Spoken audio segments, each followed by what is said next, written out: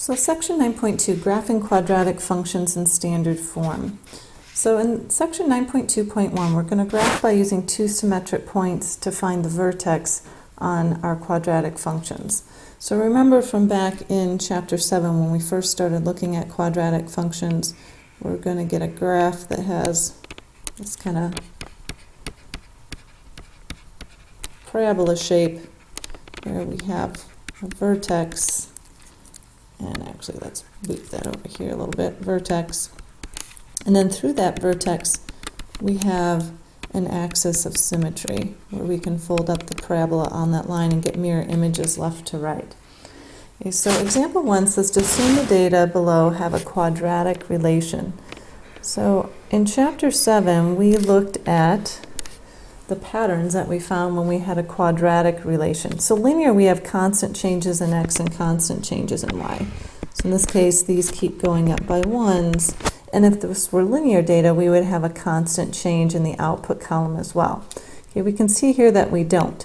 To get from 19 to 12, we're going to subtract 7. And to get from 12 to 7, we're going to subtract 5. Okay, but when we do have data that has a quadratic relation, we have a constant change in the changes in output.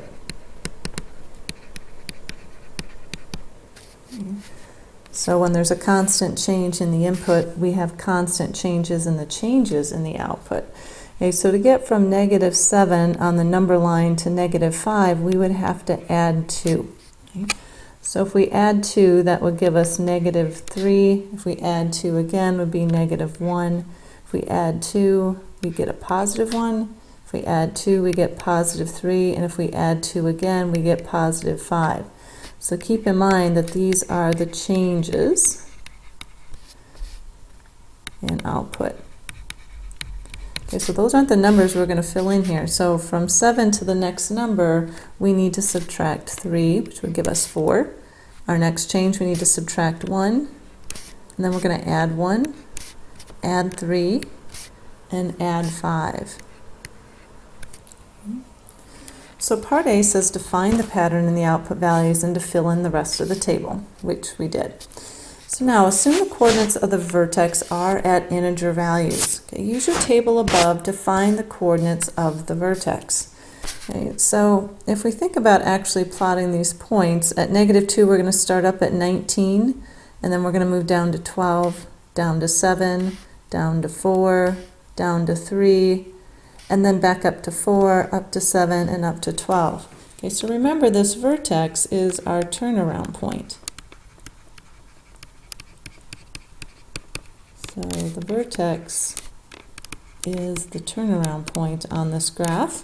And so we can see in our table here that that turnaround point happens at the ordered pair 2, 3.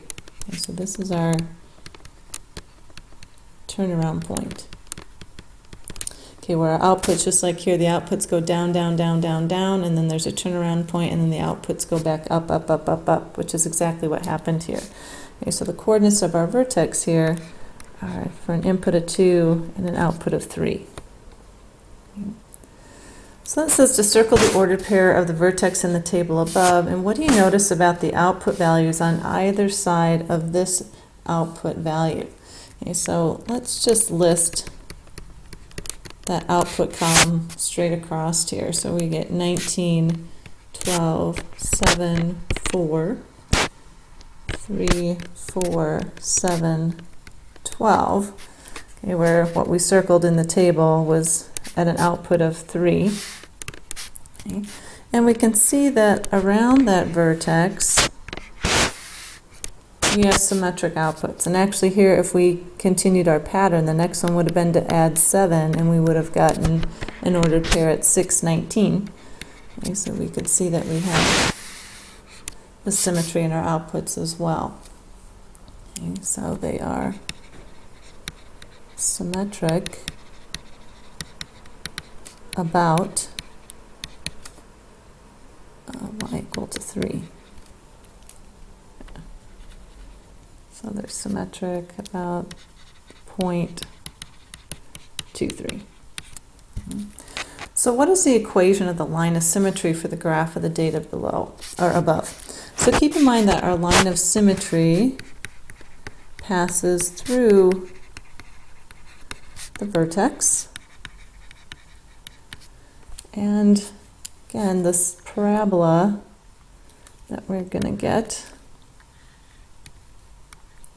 and here's our axis of symmetry.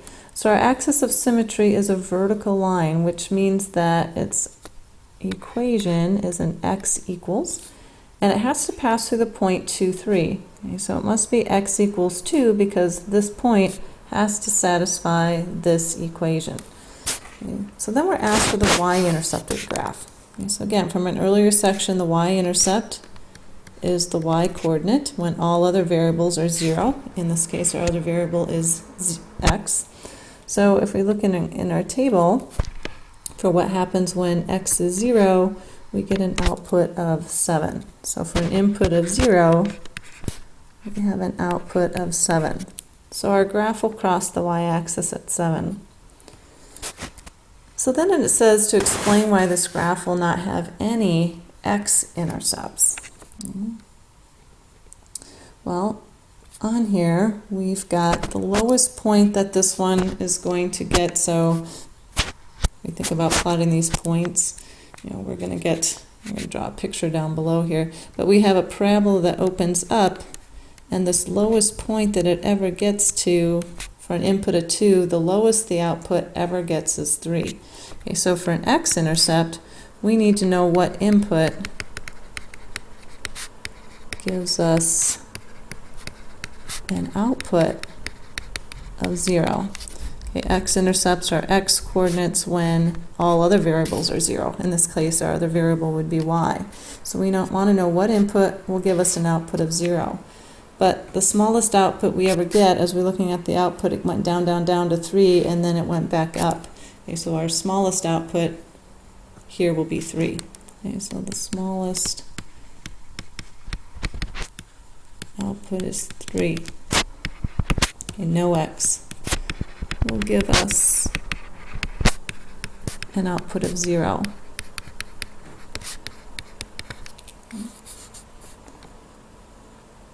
All right, so not all quadratic equations are going to have x-intercepts. But now, example 2 says, given the graph below, use the fact that the graph has a vertex at point E. Okay, so here's point E, and they told us that is at 3, -1. So this right here, this gives us our axis of symmetry is at x equal to 3. And it has a point C at 0, 8. So that is our y-intercept. It's where our graph crosses the y-axis. And it has another point A at the point 1, 3. Okay, so we're going to go over 1 and up 3 for our point A. We're asked to find the coordinates of the points B and D below. Okay. So we should notice that these 2 points are directly across the axis of symmetry from each other, and these 2 points are directly across the axis of symmetry for us. Okay. So let's see here. So this is at 1, and this was at 3. So you can see that this gap is 2 units wide. Okay, so from 1 to 3. So again, if this is symmetric about our line here, then this gap is also 2 units wide. So to get to this point, instead of going over 3, we're going to have to go over 5, 3 plus 2 more. And then again, it lies directly across from this other point, so it's at the same height, which would be 3. Now this point, okay, this one is at 0, and this one on the x-axis is at 3, so these 2 points are 3 units apart, okay, which again, using symmetry, these 2 points would also need to be 3 units apart. So we're going to go over 3 to get to our axis of symmetry, and over 3 more, which would put us at 6. And then it has the same height as our point over here, which is 8. Okay. So using the symmetry of the curve, we can get the coordinates of our other 2 points. All right, so our last example on this page says if 2, 10, and 12, 10 are points on the graph of a quadratic function, how can these be used to find the vertex? And so if we have a point at 2, 10, and another one at 12, 10, we should notice that these 2 points lie, again, directly across from each other. And so we would have to have an axis of symmetry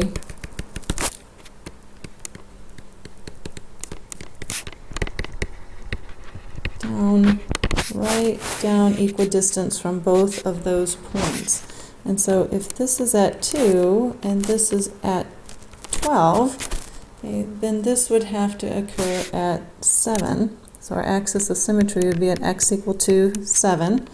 So that would give us, if this were 7, this would be 5 units, and this would be another 5 units.